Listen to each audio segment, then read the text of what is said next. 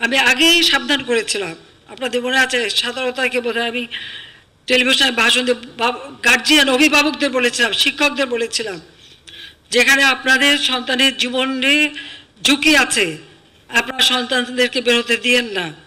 কারণ আমি তো জানি এদেশে ওই জঙ্গিবাদ সন্ত্রাসবাদ তারা কত দূর কী করতে পারে। আমি বারবার তাদেরকে সতর্ক করেছি যে হাইকোর্টে অ্যাপেলেট ডিভিশন রায় দেবে, আপনারা হতাশ হবেন না। আমি তো রায়ের ব্যাপারে বলতে পারি না যে এই রায় দেবে, কিন্তু আমি তো তাদেরকে বললাম যে আমরা সরকার পক্ষ থেকে আমরা আপত্তি জানাবো না, তাদের যেটা দাবি, কারণ এটা সরকার পক্ষ থেকে আপত্তি না জানালে যেটা দাবি সেটা এসে যাবে, আমরা সেটুকু করতে পারি আইনতভাবে যদি আমি কোর্ট কাছারি আদালত মেনে চলি। সেটা আমি বললাম যে আপনারা হতাশ হবেন না। তারপরেও তারা না থেমে যে আজকে যে সারা বাংলাদেশে এই এতগুলি প্রাণ ঝরে গেল, এ দায় দায়িত্ব কার? একটা জিনিস গেলে আবার গড়ে তোলা যায়, কিন্তু একটা জীবন গেলে, প্রাণ গেলে তো আর ফিরে পাওয়া যায় না।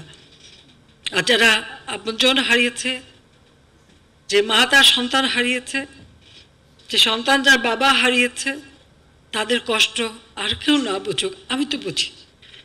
কারণ আজকে এই আগস্ট মাস আমি তো সেই বাবা মা ভাই সব হারিয়ে সেই ব্যথা বেদনা কষ্ট নিয়েই এই বাংলাদেশে ফিরে এসেছিলাম। নিজের ছোট ছোট বাচ্চাদের মাতৃস্নেহ বঞ্চিত করে কেন?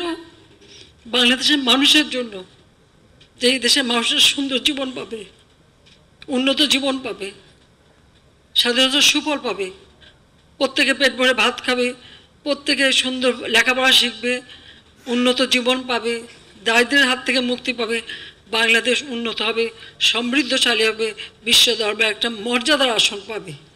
যে মর্যাদা আমরা 1971 সালে মুক্তিযুদ্ধে বিজয় অর্জনের পর পেয়েছিলাম, 1975 সালে 15ই আগস্টের পর যে আমরা হারিয়েছিলাম, আবার সেই মর্যাদা ফিরিয়ে নিয়ে আসবো।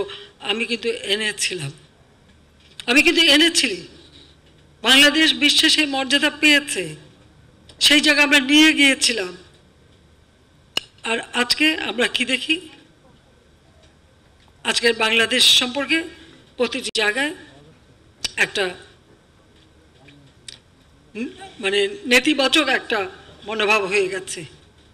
এই যে এতদিন এত শ্রম দিলাম, কষ্ট দিয়ে, নিজের দিকে তো তাকাইনি, নিজের ছেলেমেয়ের জন্য কিছু করিনি, যেটুকু করেছে দেশের মানুষের জন্য, যা কিছু করেছি মানুষকে দিয়েছি।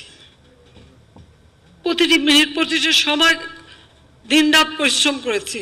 কারণ আমি জানি, আমি বলতাম যে টাইম ইজ টু শর্ট, কারণ আমি জানি যে কোনো সময় ঘাতক আমাকে আঘাত করতে পারে।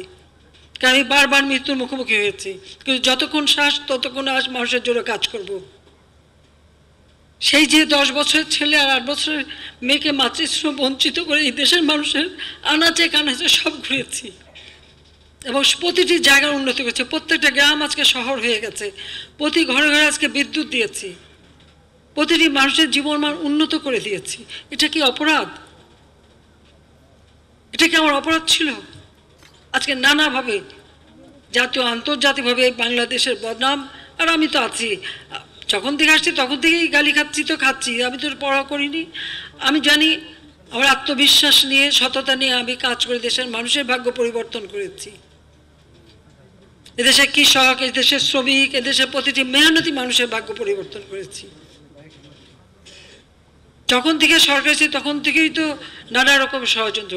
সেই 2001 সালের নির্বাচন, দেশের সম্পদ বিক্রি করার বুঝলেখা দিয়ে যারা ক্ষমতা আসলো, দেশকে আবার ধ্বংসের পথে নিয়ে গেল। একই দিনে 500 জায়গায় বোমা, 36টা, আমাদের 63টা জেলায় বোমা হামলা, আওয়ামী লীগের কত নেতাকর্মীকে মারা হলো।